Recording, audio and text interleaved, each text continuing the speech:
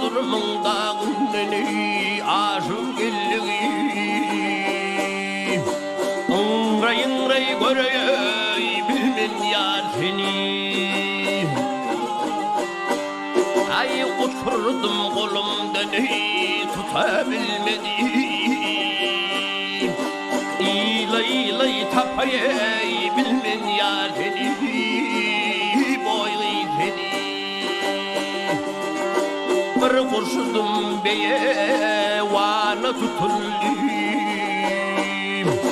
Bir daşıdım kenarından atılme Kestir bağıtım Kerbela'da tatıldım Inray görey bilmin yar seni boylu seni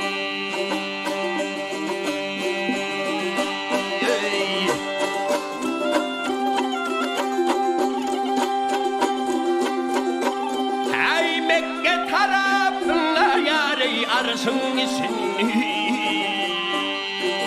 Kulum yetmedi bey dağın başında Arslanın ağzında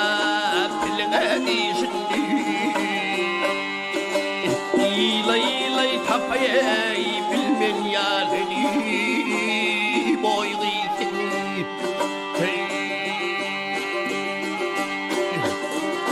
Aşık oğlun bir sözdiydi şanını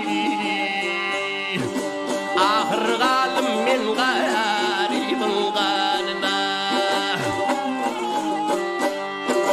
Kemiğidir sol oğlanın yanine Ağlay görey bilmen yar seni boylu seni